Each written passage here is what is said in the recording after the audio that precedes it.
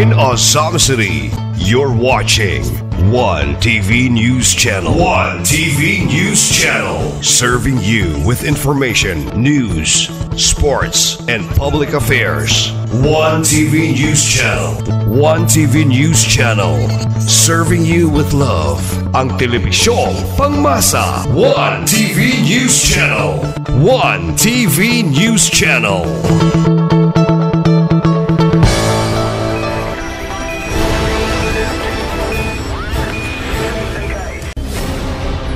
One TV special report.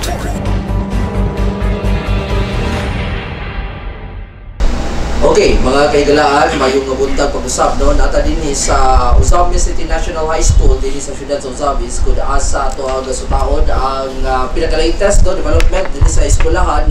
Pinagi sa ni Ma'am Lelevita Pamonga School Principal nato din sa OCNHS. Unang-una ko nato siya sa pagpanimbayan sa tumasukin tumatanaw no sa to ang Misabi sa Network 1 TV bida niyo sa update og Mindanao Post Forum.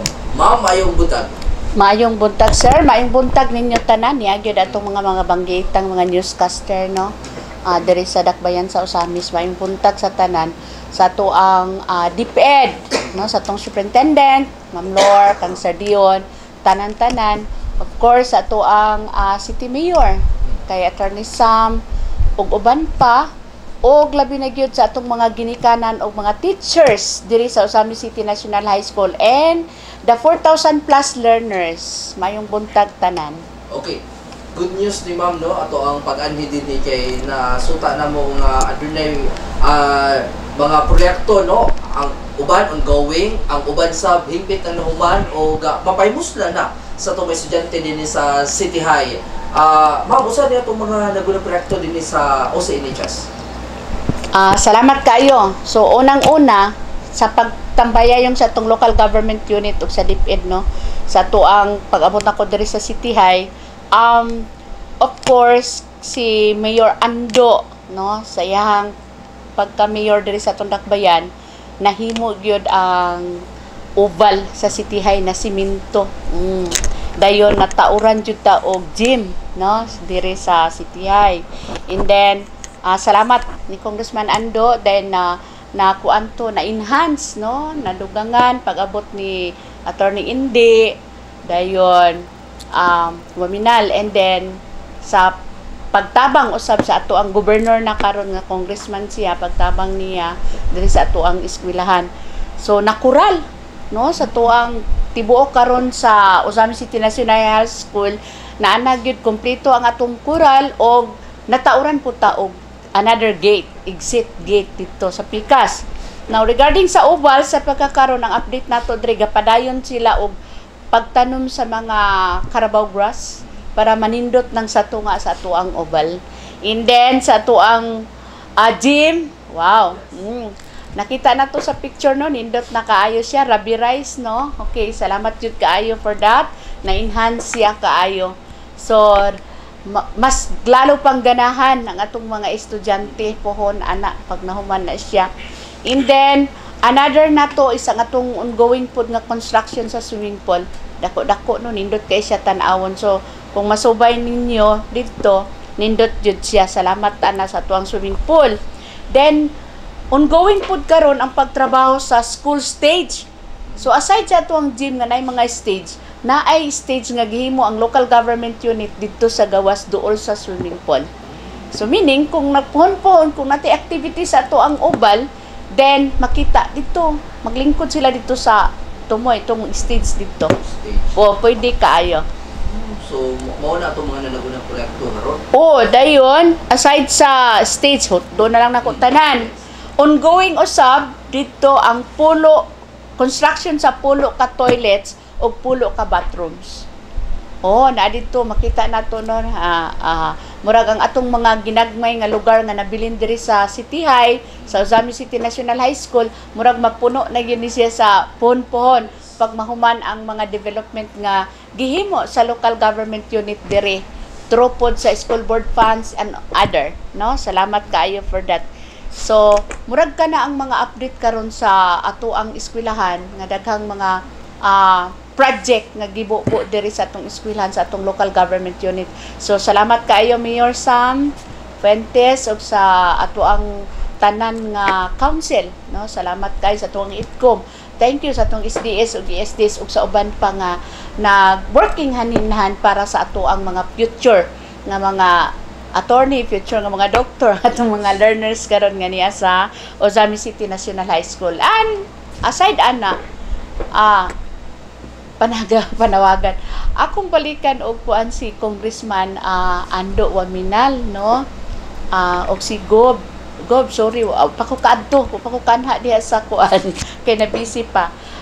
Katong 24 ka classroom nato kaning ato ang special program sa arts ug sa grade 10 nga building manggod kay murag karaan nagkid kaayo siya kay ug wala na ang pandemic natukod YouTube dayon tong 24 ka classroom ganing kay nagpandemya man so mo na so akong hangyo na pod ni Congressman Ando nga niingon man hinoon to siya nga ipadayon niya diha nga aron inigsulod anis mga bata puhon murag gamay na lang ang gubaon nga ang mga kanang kinahanglan ba o repair nato nga mga classroom gamay-gamay na lang kay kana diha major repair na manggod na din ha so kun tulo naman ginagkusog ng ulan di man pud tulo no og walay ulan okay so hangyo na pug ko ni sa to ang gobernador sa to ang duha ka congressman nga mapadayon nato tong 24 ka classroom diha kay aron nindot ang ato ang eskwelahan pagyud sa umaabot. So for that salamat kaayo ninyo. Okay. Kani atong mini gym ba? Usay kuan na ni kaning mamahimong epekto karon gi kuan na kay para-verize ta mas ipalambo pa sa to ang census administration through Mayor Sam usay mamahimong kuan epekto labi na sa mga kabataan dinhi sa City High.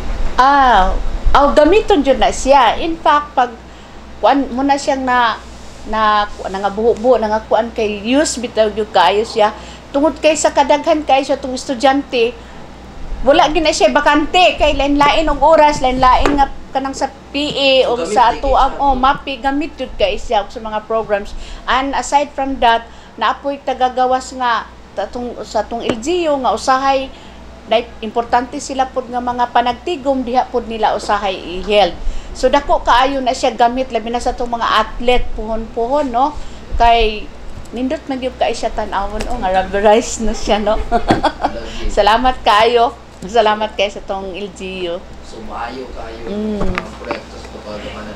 Mas maayo pa gyud nga puhon-puhon mahatagan bitaw og basin di ay no, basin ang ato ang LGU nga kan atong mini arts guba naman gyud ang ato tungod sa kadugay na pud kaayo niya no. Basin di ay og ma-enhance nila ang ato no. O kay para dako man gud ang atong eskwelahan daghan kay tag estudyante. So sa ato pa, mas nindot nga na gym, na apotay mini arch, dayon, nga dili na siya magtulo og mag-ulan. Okay, ma'am, nakahisgot ka na i-renovate ang imong swimming pool. Usa ka importante ang swimming pool diya sa mga sa eskwela? Importante gyud kaayo nga atong eskwelahan na swimming pool, kay daghan kaayo tag-athlete, daghan kay tag-swimmers nga sigig kadaog. Maskin dito sa region, ang uban ana manulong man lang gani sila sa uban nga mga lugar. Nindot kaayo nya wala tay kanap kapraktisa nila ba. In fact, asa sila mag-practice ato sila sa uban nga lugar nga mag-rent sila og tag 100 per hour man siguro na para lang maka-practice sila. So karon salamat sa to local government unit kay gi-enhance nila, giayo gyud nila karon og mahuman na siya. So ang atong mga kabataan dili na mo adto sa laing lugar para mag-practice. Para sa ila magbayad sila so diha na sila sa ato ang swimming pool. Okay ma'am, in future mahuman naman gyud siya. Unsa man sa open sa tanan nga mo gamit ya? Yes, open jud na siya sa tanan. Wala. So wala pay plano kung how pero open jud na siya sa tanan labi na sa atong mga estudyante sa Hall Ozamis non.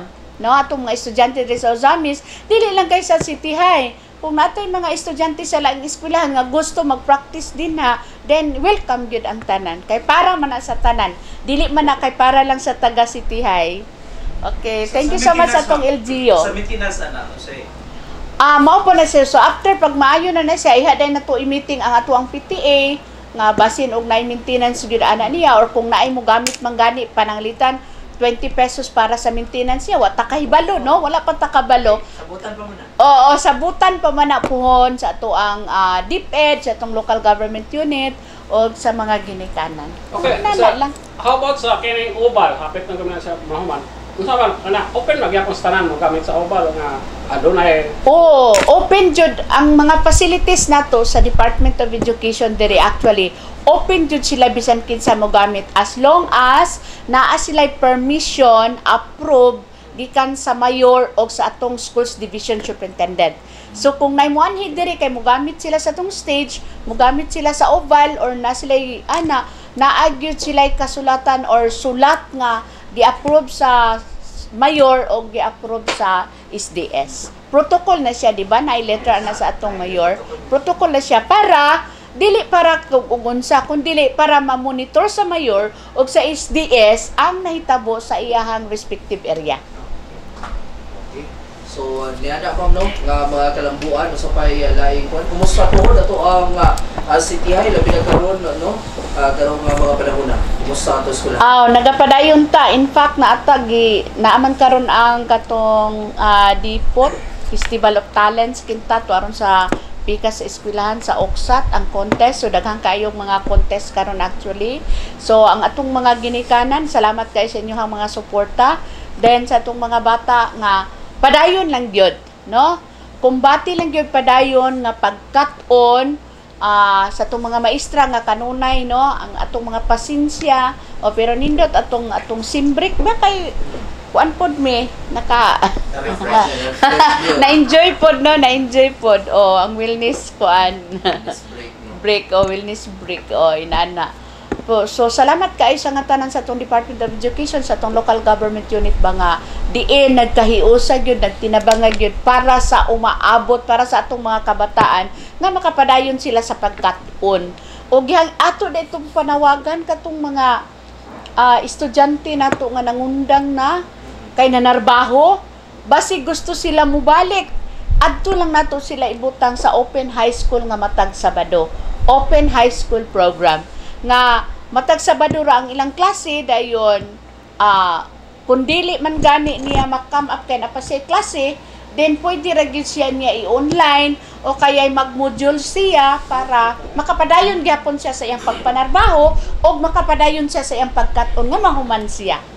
So connect lang anhi lang diri sa City High kay aron mapadayon ninyo ang inyong pagkat-on. Ato lang i-arrange ba kanang mga na nagtrabaho na nga gusto po sila nga mahuman og senior high school. Kay naman po tay als nga gi-offer dire duha ra ka adlaw ang klase nila. 2 days lang kay tagaan po sila og module. Ang ilang face to face duha lang ka adlaw. Oo. So lahi lang sa als o kanang sa Open High School. Lahi na siya.